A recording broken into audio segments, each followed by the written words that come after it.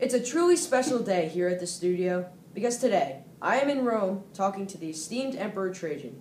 How are you, Trajan? I'm great, peasant. How are you? I'm well, thank you. Now, I know your time here is limited, so I'll cut right to the chase. So, Trajan, I hear that you are not of the royal family of Rome, yes? Correct. So, how's it you came to be emperor? Excellent question, peasant. Well, it all started in the time of the empire when a man named Nerva was emperor. You see, Nerva had many enemies, including generals and some senators. And with no rightful heir, if a successful assassination was performed, the empire would fall into a state of chaos. So he adopted me, at 40 years old. A bit old for adoption, per se. But how could I refuse? He was the emperor, you know, and I was just a military commander.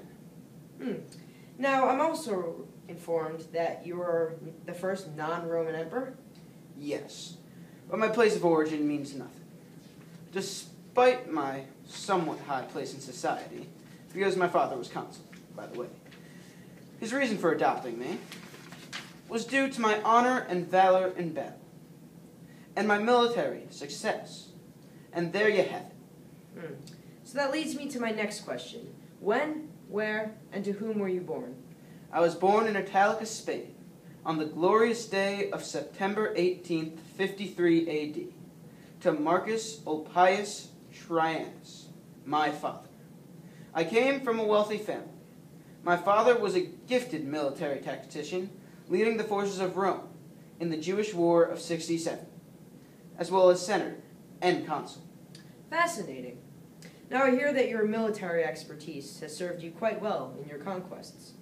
Tell me more about them, as I hear that they are quite extensive. Another brilliant question, peasant.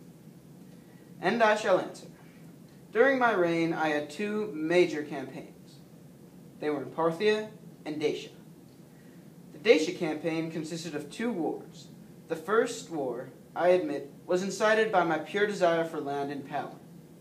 In addition to that, Dacia is a main strategic point between our barbarian enemies, the Germanic tribes and the Sarmatians. Thankfully, we won the war, and Dacia was mine.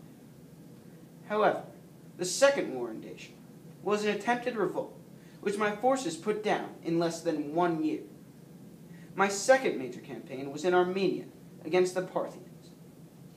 We have battled Parthia for many years, and Armenia has been a constant battleground. I knew we had to take Armenia, so I led my forces there, and since Armenia could not be easily defended, I did. Armenia was annexed, but I was fearful, because the Parthian could attack from Mesopotamia. So I led my forces south, sacked the Parthian capital, and took Mesopotamia. My other annexations include Sinai, Jordan, and Mesopotamia, forming my Arabian province. Through determination and perseverance, I had expanded the borders of the empire farther than anyone before me. Impressive. I take it that you are the military expert. Now, I know that you must be on your way soon, so I'll wrap up in just a minute. I understand that you have constructed many public works projects. Can you discuss them with me? Of course. Well, my greatest masterpiece was by far my column. It was erected to commemorate my victories at Dacia. It stands over 30 meters high. On it illustrates my victories at Dacia. It is constructed of 19 40-ton blocks of stone. And not to mention, there are 180 stone steps leading to the top. My greatest masterpiece. Well, my other works include my market and my forum. My forum is located on the Quirinal Hill, and over 60 million cubic meters of rock had to be moved just to construct it. I built it not only to commemorate my Parthian victory, but to serve as a new marketplace for the Roman people. And lastly was my market, a true sight to lay eyes on. It consisted of a large semicircle building that is 3 stories high. Above is a large vaulted hall, allowing for all the citizens to see the luxurious goods for sale. In addition, I also created reforms to assist the poorer classes, especially for their education. Interesting. You must be quite the architect and Samaritan. To construct these buildings must have been no small feat. No, they were not. A great sum of money and labors it took to build these masterpieces. I do hope my people enjoy them as I have. One more question, and then I'll be on my way. If I'm not mistaken, you have recently adopted an heir. Am I wrong? Yes, indeed, it is true. My wife has borne me no children, and I fear that I am near death.